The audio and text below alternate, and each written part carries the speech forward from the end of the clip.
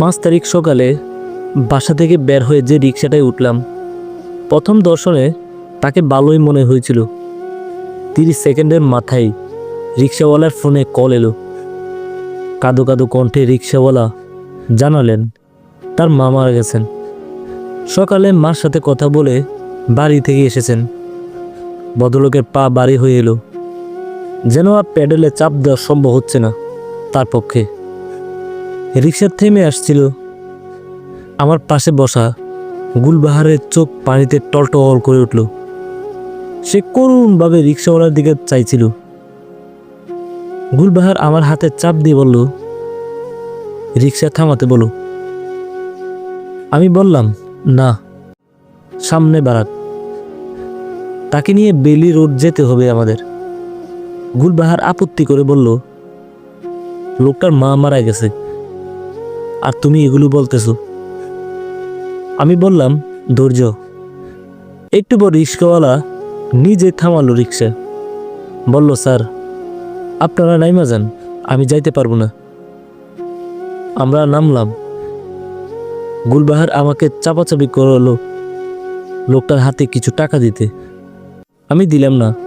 ওকে বললাম চুপ করে দাঁড়াতে, একদম যেন নড়াচড়া না করে। রিক্সাওয়ালাকে 10 টাকা ধরিয়ে দিলাম আমি। তারপর বললাম চলে যেতে। সে আমার দিকে এমনভাবে তাকালো, মনে হলো নিষ্ঠুর এই দুনিয়ার আচরণে সে কলিজা ফেটে মারা যাবে। আমি কিছুই বললাম না। মিনিট খানেকের মধ্যে অন্য রিক্সা নিয়ে বেলি রোডের দিকে রওনা দিলাম। গুলবাহারের চোখ গড়িয়ে পানি পড়ছিল। একটা অসহায় লোক যার মা মারা গেছে, তাকে সাহায্য না করতে পারার কষ্টে। আমি এবার আসল ঘটনা বললাম। এই লোকের মা গত রমজান মাসে একবার মারা গেছে। আমি রিক্সায় উঠার 30 সেকেন্ডের মধ্যেই মারা গেছে। সেদিন আমি যাচ্ছিলাম আমার ক্যাম্পাসের বড় ভাইয়ের সাথে ইফতার করতে।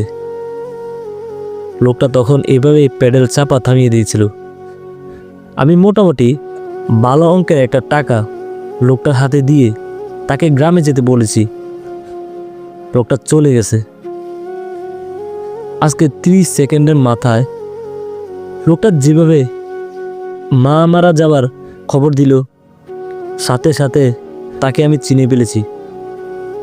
হাজার হাজার রুগীর ভেতরেও আমি মাঝে মাঝেই এমন করে অনেককে চিনে ফেলি, মনে রাখি, এমনকি হোয়াটসঅ্যাপে নকও দিই।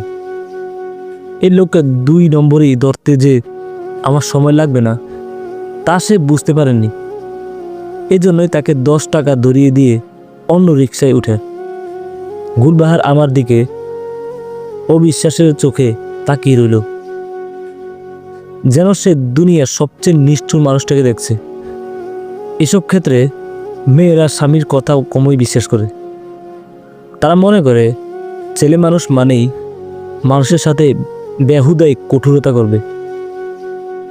আমি তাকে বুঝাতে বুঝাতে নিয়ে গেলাম, মানুষ যে নিজের মায়ের মৃত্যুর কথা বলে টাকা নিয়ে নেশা করতে পারে, গুলবাহারের মতো মানুষকে তা বোঝানো কঠিন।